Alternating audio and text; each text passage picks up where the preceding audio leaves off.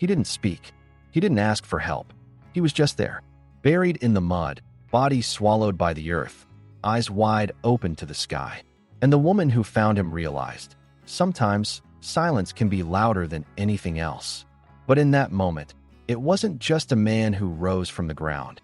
It was a truth long buried, finally breaking free. If you don't want to miss stories filled with raw, unforgettable emotion, don't forget to subscribe and like the video. Because here, we don't just tell stories. We uncover what even the earth tried to keep hidden. The fog was moving low that morning, the kind that made even the earth seem hesitant to breathe. The sky wasn't gray, it felt like it had gone silent. Tree trunks were cracking from the cold, and the birds had gone quiet. Elise Kramer never skipped her morning walks, but today, she moved with a weight on her chest. The mule walking beside her carried 2 sacks full of dry branches without a single complaint, as if it, too, sensed the unease in the air. Elise's black coat dragged through the wet grass, leaving a faint rustle behind with every step. But her walk stopped when she reached the western slope of the valley. The stream below wasn't flowing the way it should have been. The surface of the water was flat, dangerously flat. It should have been moving, but there was stillness instead. Elise squinted. Not a single bird sang. Even the wind had gone quiet. That feeling creeping inside her, it told her something wasn't right. It was the first thing she'd learned as a child. When the earth goes quiet, it's hiding something. And right then, as she started descending into the valley, not knowing what she'd find, she slowed her steps. There was a man, half buried in the mud. No, not lying, he was sinking. Only the upper part of his body was visible, his face covered in sweat and dirt as he struggled not to let his head fall. His horse was dead a few meters away, ribs sticking out, face buried in the ground.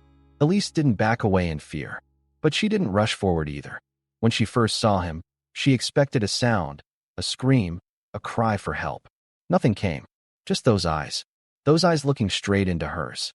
They weren't filled with fear, but with acceptance and silence, just like the morning. The man was a Comanche. You could tell by his features, his skin tone, and the stone necklace around his neck. But Elise didn't move. She didn't lift a hand or turn away. That small but certain voice inside her said, "If you leave him, he'll die."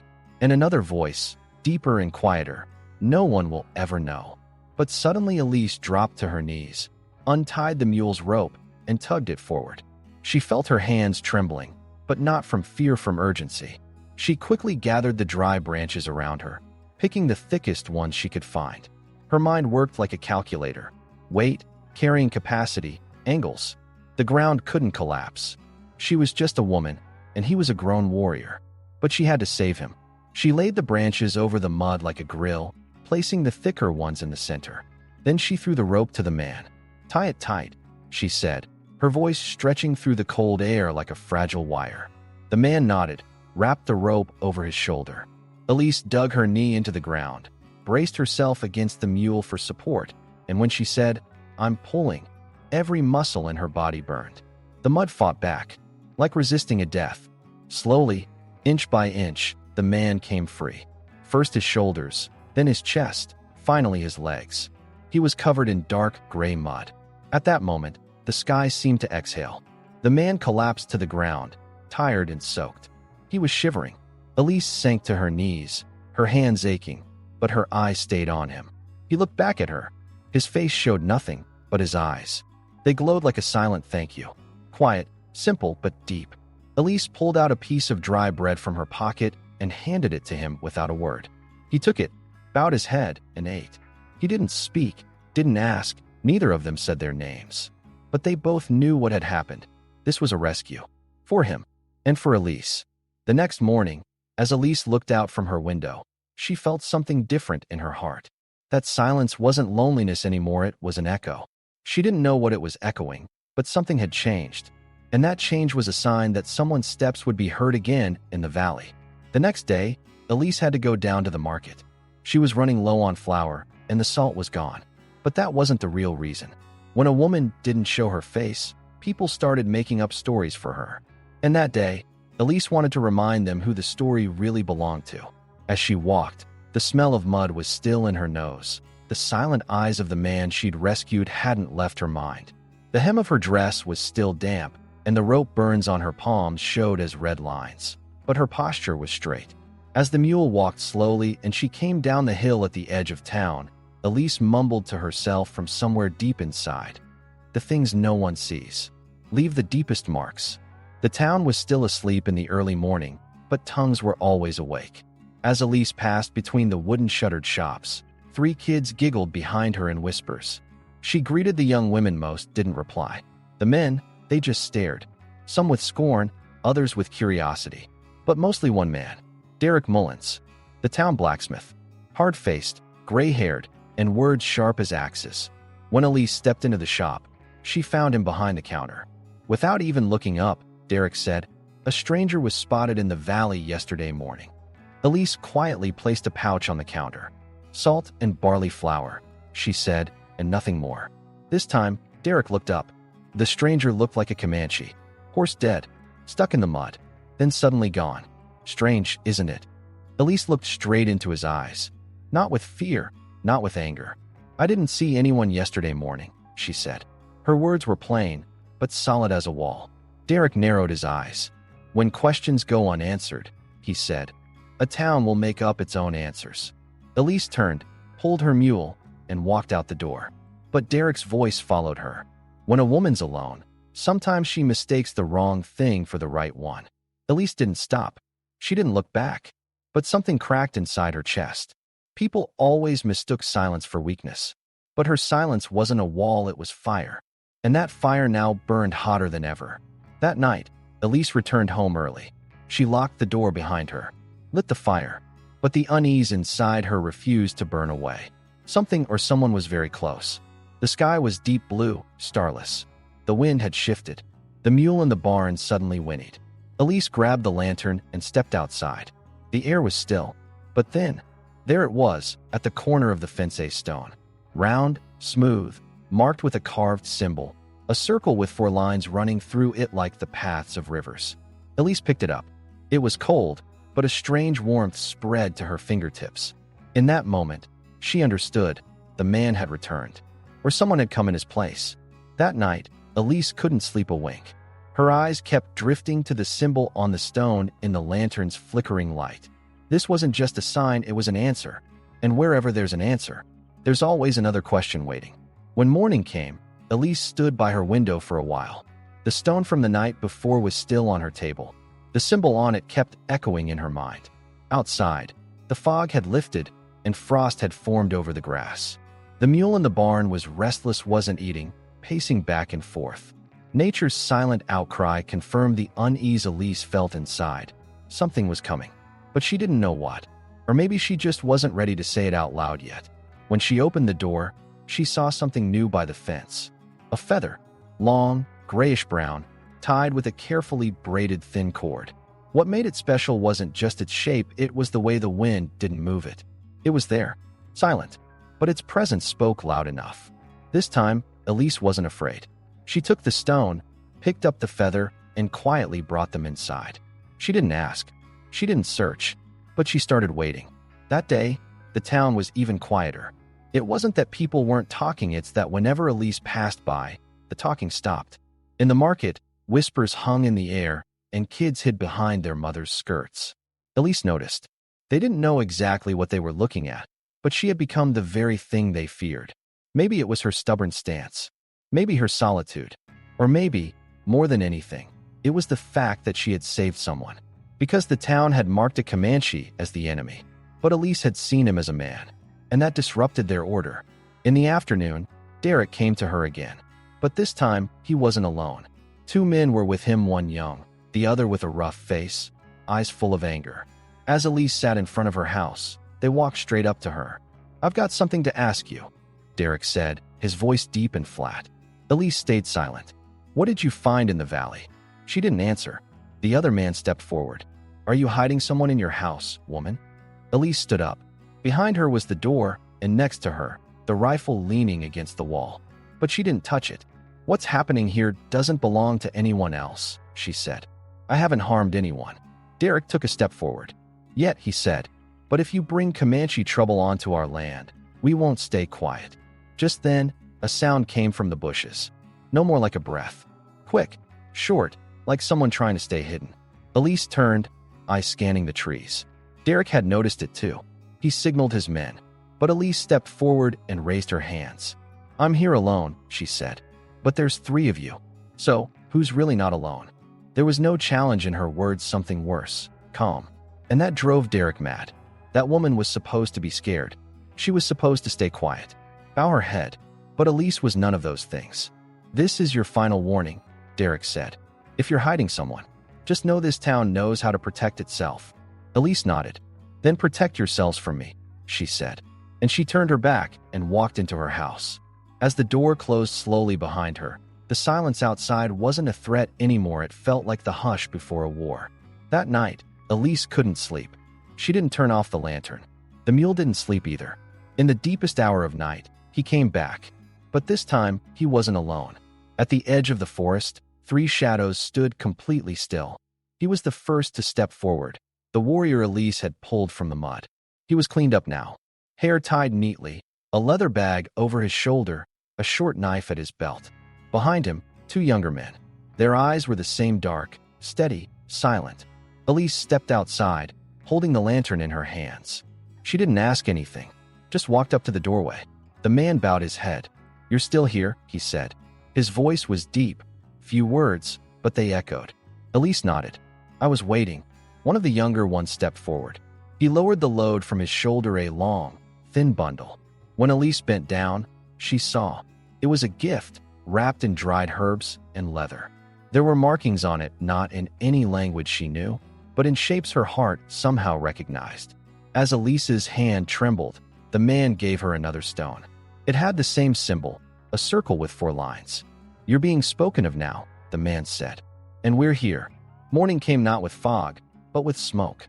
When Elise opened her eyes, the house was still dark inside, but there was a strange burnt smell in the air-dry grass, old wood, and the scent of approaching danger. The mule was restless in the barn. Her steps stopped at the threshold. When Elise looked out the window, she saw a line of black smoke rising from behind the far hill. This wasn't a fire. This was a sign. And this time, its sender wasn't unknown. By noon, 3 riders came from the east side of town. Derek was in front. Behind him were 2 men, openly carrying their weapons, faces darkened by tobacco, eyes filled with hostility. Elise stood in front of her house, rifle not in her hands, but her gaze was firm. When Derek's horse stopped, a cloud of dust rose up. "What you're hiding from us isn't just your problem anymore," he said. "You're putting the town's safety at risk." Elise didn't answer. The stone she held was tucked into one of her pockets. Not just a symbol now. It was a marker, and that boundary was about to be crossed. "We're going to search your house," Derek said. "You either let us in now, or we'll come in later." Elise took a step. "Anyone who crosses this threshold shouldn't be afraid of me," she said. Her voice wasn't loud or threatening, but the muscles in Derek's face tightened. "We're not afraid," he said, but something was missing in his voice. Maybe confidence, maybe conviction. Just then, a noise came from behind the house. A creak. One of Derek's men immediately raised his weapon. Elise lifted her hand. "Step back," she said, but the man got off his horse. Rifle slung over his shoulder, his feet hit the ground like the whole world froze for a moment. When Elise turned, she saw him, the boy hiding behind the woodpile at the back of the house. His cheeks still boyish, his arm bandaged, his eyes filled with both fear and defiance. He was a Comanche child, maybe 14, maybe 15, and now he had been found. Derek shouted to his man, "Grab him." Elise stepped forward. "One more step," she said, "and this threshold won't be your path anymore." The man hesitated. The boy still didn't move. Elise slowly walked over to him, knelt down, and met his eyes. "Hiding is over," she said, "but so is fear." Then more sounds came from the front of the house. Horses, a lot more of them. They weren't from the town, because they came silently. The hooves brushed the earth like whispers. They slowly emerged from the edge of the forest. 5, 6, then 12. All Comanche. Silent, tall, determined. At the center was the warrior Elise had saved. This time, his name was heard. "I'm Tom," he said, "and I'm here, not because she called, but because of her courage." Derek stayed on his horse. His hand went to his weapon, but didn't draw it. The space between them wasn't just physical anymore. It was a line. one drawn with stones, silence, and loyalty. And Elise stood behind it before the boy, at the edge of her home. "This boy is no warrior," Elise said. "He's a child, and they won't leave him here, just like they didn't leave me alone." Derek's face turned red. "The town won't accept this." Tom stepped off his horse. All the warriors lowered their gaze with him. "If the town wants to stay silent, it should respect its borders," he said. "Otherwise, something else will take the place of silence." Derek didn't retreat, but for the first time, he didn't advance either. He looked at the boy standing beside Elise, then at the men behind him, and the warriors at the forest's edge ready for battle, but not seeking it. In just a few seconds, the world was about to choose. Then one of Derek's men looked away. The other turned his horse back. And finally, Derek was alone. Without pulling his gun, he turned his horse around and rode off without a word. The sound of his horse's hooves wasn't a threat anymore. It was acceptance. At sunset, Elise sat on the back porch of her house. Tom was beside her. The boy had slowly fallen asleep inside. Elise lowered her head. "This won't be the last time," she said. Tom nodded. "But you won't be alone either." Elise pulled the stone from her pocket again. "What does this mean?" she asked. Tom took the stone in his palm, traced the lines with his finger. "That the one who grows roots shouldn't fear the storm." When the sun rose, the air was cold but strangely heavy. Even the birds hadn't woken early, and the dew on the ground lingered longer than usual. When Elise stepped out onto the porch, the silence didn't feel peaceful this time. It felt like waiting. She and Tom hadn't spoken much that night, but words weren't needed anyway, because some truths aren't spoken, they're protected. And now Elise knew. The threshold of her home wasn't just made of wood, it was made of choice. The boy was still inside. His arm hadn't healed, but his eyes looked clearer now. There was still fear in them, but now it was covered with something else too, a sense of belonging. As Elise lit the morning fire, she found a new offering left at her door. Inside a small cloth pouch, dried herbs, a pebble, and that familiar circle symbol etched with 4 surrounding lines. This time, there was something else too, a small green bead. Elise didn't know what it meant, but she understood. You are being spoken of now. By midday, what had been expected happened, but not the way they thought. Derek didn't return. Instead, a few of the other men from town came. Younger ones. Some who had known Elise as a child, some who had once chopped wood with her father. They didn't carry rifles, but they had another weapon in their mouths. Suspicion. Excuses. They'd seen something wild in her yard, they said. A fox, they claimed. Wanted to check. Elise looked at them, long and steady.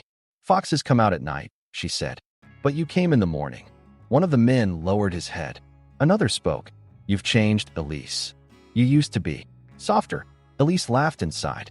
A woman's softness was considered a virtue only when it suited others. But when that virtue turned into resistance, it became a threat. "Softness is a choice," Elise said, "but you're skilled at crushing it." Just then, the horses appeared at the edge of the forest. Slow, measured, step by step. Faces painted, hair braided, hands empty but posture solid as stone. They hadn't just come. They had been called not by voice, but by action. They stopped at Elise's door. The men's faces went pale, their eyes confused. Seeing the Comanche arrive was one thing, but seeing them arrive silently was something they'd never imagined. Tom stepped forward. The leather band around his head was untied, sweat clinging to his forehead. There was no threat in his eyes, but no patience left either. "Why are you here?" he asked. One of the young men swallowed. "Just to talk." Tom bowed his head slightly. "Words aren't heard anymore. Intentions are, and yours are loud." The men didn't step back, but they didn't move forward either. Elise stepped in, meeting their eyes. "If this land brings you peace, stay. But if not, it will burn you. Because this is no longer just a lone woman's home. This is the place of the one who was raised from burial, of the one who spoke from silence." After a moment's pause, the men turned and left. But this wasn't a victory. It was only the stillness before a passing storm. That night, as Elise sat by the stove, Tom came to the door. He had something in his hands, a bow, but it wasn't a weapon of war. It was thin, elegant, decorated, like a sacred object. "For my father," he said. "Not for you, for your stance." When Elise reached for it, the bow was cold, but it carried no weight. "This is given to those who deserve to protect," said Tom. "You didn't pull it, but you held it. You didn't strike, but you stopped. That's sacred to us." Elise closed her eyes. There was a way to protect without fighting. And now she knew. The man she pulled from the mud hadn't just carried a life, he had carried an echo. And now that echo was spreading. But with echoes, shadows also came. That night, the first gunshot rang out. Far away, deep in the woods, a crack, followed by a booming echo. Tom jumped to his feet. Elise ran to the door. The Comanche warriors moved instantly. The boy had woken, pressed against the wall in fear. And then, another smoke. This time closer. Much closer. Elise grabbed the rifle. For the first time, she held it in her hands. Because waiting until morning was no longer an option. This time, night didn't fall, it settled. The sky was flame-colored, but starless. Smoke drifting from far away had wrapped around the back of the town, carried by the wind all the way to Elise's porch. But this time, the scent of burning didn't bring fear, it brought awakening. Because this house was no longer just a wooden structure, it was a flag, a reminder. It had been hours since the gunshot echoed. During that time, Tom and his warriors had followed the tracks heading north. Elise hadn't been left alone. The boy was still inside, and now there were other eyes in the shadows. They didn't speak, but they were there. Because sometimes just being seen says more than words ever could. After midnight, as moonlight painted the earth in gray, Tom returned. His face showed fatigue, but no worry. They started the fire, he said. But then they pulled back. They were testing, measuring. Elise lowered her head quietly. And the result? She asked. Tom looked toward the forest. Tomorrow, they'll come one last time. With weapons, or with silence. Elise stayed up through the morning. She cleaned her rifle, baked bread, swept the porch. None of it was for war. All of it was for life. Because her battle had already begun and had already been won. What the town saw as a crime was simply that she had seen. And what she saw wasn't an enemy, but humanity. When the sun rose, the town came like an army. Everett in front, Derek to his left, 8 men behind them. On horseback, hands full, hearts empty. They stopped in front of Elise's house. She stood in the doorway. No one seemed to be beside her, but she wasn't alone. Tom stood a few steps back, eyes fixed forward. The Comanche warriors were behind the tree line, but ready. And the silence was as heavy as it had been on the first day. "This is our final call," Everett said. "You cut ties with them, or we count you as an enemy." Elise stepped forward. "You already did," she replied. Her eyes turned to Derek. "I haven't fired at anyone. I haven't taken anyone's land. But I saw. Is that the crime?" Derek got off his horse, opened his arms wide. "This land is ours. People like them are part of the past." Tom stepped forward. "What's in the past isn't forgotten, but it can be forgiven. You didn't ask for forgiveness. You chose ownership." Everett pulled out his gun. "Enough," he said. "Enough talk. We want answers now." But no one else drew their weapon. Because at that moment, the warriors behind Tom stepped forward. But their hands were empty. They just drew a circle around their feet in the dirt. Silently, Elise took a step forward, set her rifle down on the ground. "No one's dying today," she said. "Because what came before you was fear. But I didn't fear. And that's not why I won. I resisted. And resistance deserves respect." When Everett pointed his gun at Elise, the boy stepped out of the doorway. His arm was still bandaged, but he stood on his feet. "If you shoot me," Elise said. "To him, only one man dies. But to your own son, a conscience does." Everett's hand trembled. He pulled the trigger, but the gun didn't fire. Because Tom, just as he had planned, had used small traps made from moonstone along the trail during the night to scatter the men's horses. He had planned everything to win without war. Everett's horse reared, throwing him to the ground. His weapon flew from his hand. There was no battle. There was a break. The other men from the town stepped back. Some looked at Elise. Some looked at the ground. And morning, truly, arrived. When Elise sat at the threshold, the boy came to her. He held a stone, with 4 lines and a circle. "Your name is now spoken in our fires," he said. "Because you became someone. A light." Tom stepped forward. On his shoulder, a worn belt. In his hand, a necklace with an obsidian stone. He quietly placed it around Elise's neck. "You are no longer alone," he said, "because you gave voice to our silence." That night, a fire was lit in the forest. There were people gathered around it. Not from the town, but born from a new bond that had taken root there. Food was shared. Stories were told. Elise hummed one of her father's old songs. Tom listened. The boy smiled. And the wind, as always, carried it all away. And the earth did not forget that day, because the lonely man Elise had pulled from the mud hadn't just carried his own life. He had lifted the silence of a people. And from that moment on, whenever the wind blew, it whispered one name: Elise, the woman, the seer, the protector. By the way, we noticed something small. Most people who watch these stories aren't actually subscribed to the channel.